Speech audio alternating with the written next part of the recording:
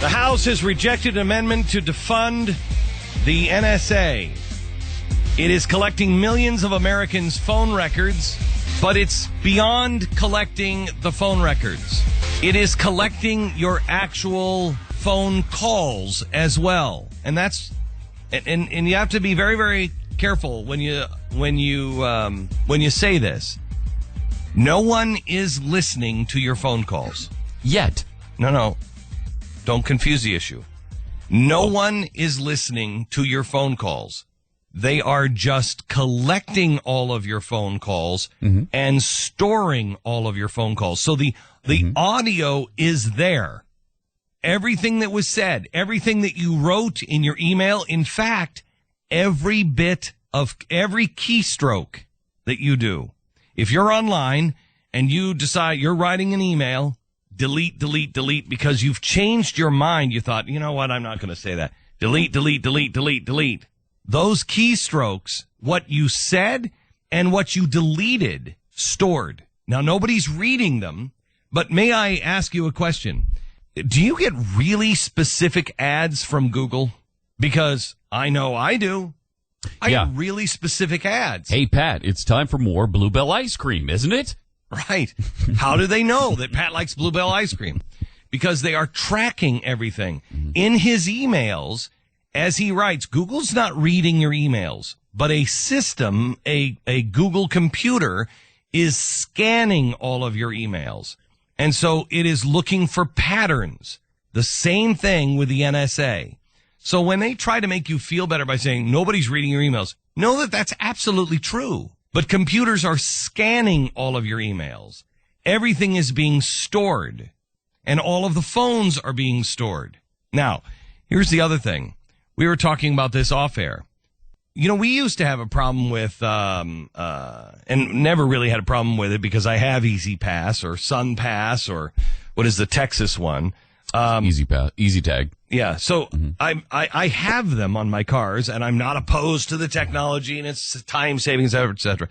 But I have talked about it for a long time that this tracks you every time you go through, boop, and it tracks your patterns. Well, nobody was ever storing all of that information. I always said, you know, the real concern here is if they ever start storing it and start looking for patterns and connecting it to a universal kind of system. Well, now it has been connected to a universal system. And the NSA is storing all of your patterns. Beyond that, your traffic lights where they have cameras, they're not only flashing and taking a picture and saying, oh, you're speeding.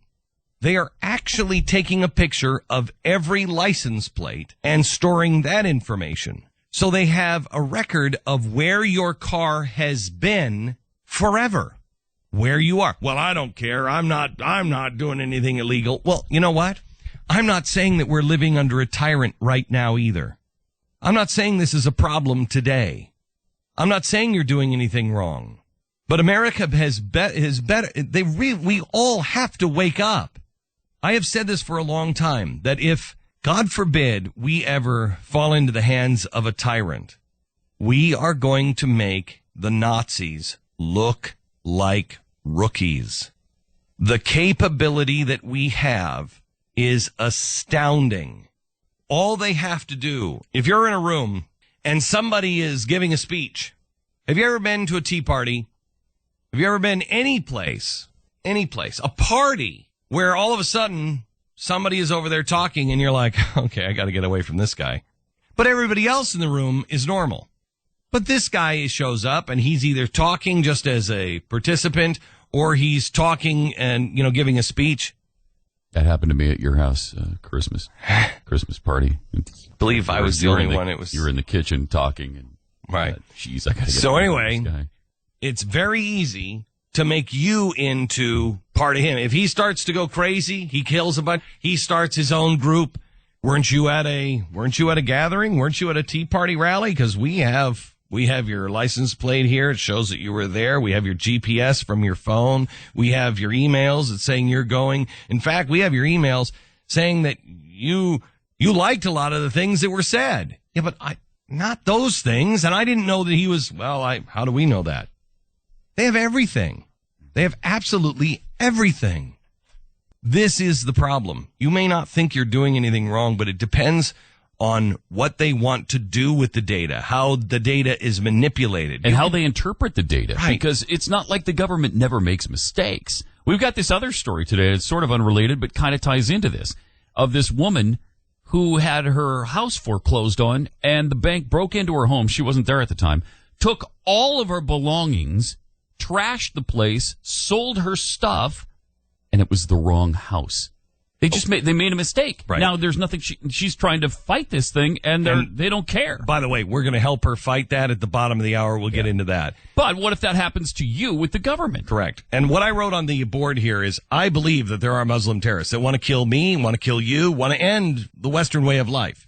But I will not support the tracking of email, communication, travel on every single American. I choose to live free, not risk free. There is no freedom if they're going to minimize and take away all of the risks. It doesn't work that way. When you hear why some of the people, including Michelle Bachmann, she's made a statement of why she says, no, I didn't vote to defund the NSA. She is apparently wanting us to live risk-free. And I agree with Michelle Bachmann on many things, and I agree with Michelle Bachmann on the threat that we face. But we better wake up, America, to the threat that we face from our own government storing and collecting data. Now, the guy who said we should defund the NSA, one of the big supporters in Congress, is Justin Amash. And Justin, I don't believe, or Congressman, I don't believe that we have ever met, have we? I think we've been in a room together, but we haven't really formally met. Well, what we're going to have to do is we're probably going to have the NSA check our geo-tracking and see if we've ever been in a room together. Yeah, thanks for having me on. You bet. Why, first of all, I want to look at this two ways. It failed, but if I would have suggested that we were going to vote on defunding the NSA at this time in our history, I would have said you would only get 20 people to vote on it in Congress, and they all would have been crackpots. First of all, congratulations on getting 208 205. 205 congressmen to support this, which is stunning. But why did the Republicans fall away from this? Well, there was a lot of pushback from leadership, a lot of pushback from former attorney generals, and we had Keith Alexander come in. We had a lot of forces against us. They normally wouldn't have had a vote like this ever come to the floor. So we really had to force their hand and get a vote like this. And at the end of the day, we still got a remarkable number of Republicans voting yes, 94 Republicans. You would not have seen anywhere close to that maybe 5 or 10 years ago. Okay, so all of the crazy people that I think are crazy voted for this as well. The Keith Ellisons of the world, the Charlie Rangel of the world, they all voted for, all the real lefties voted for this. Why were they voting for it? Do you know? Well, they were concerned about the privacy implications of what's going on as well. I think you have a growing alliance in the House between Republicans who are more libertarian-leaning, and that's a lot of the newer members, frankly, who are concerned about a government that is becoming too powerful in all areas of our life.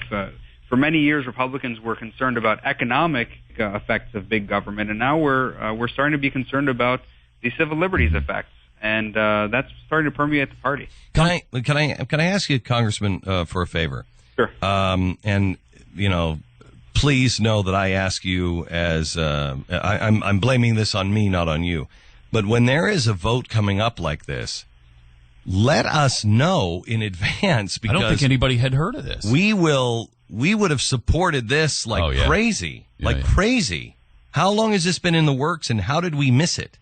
Well, we knew it was coming up. I tried to get the word out, but for a while, our office and maybe a few other offices were the only ones who were really talking about this. I told my staff maybe a month ago to be ready for the DoD appropriations bill, the Department of Defense appropriations bill, because the NSA is funded under the Department of Defense. So we've been preparing, but we didn't want to, show our hand at the time.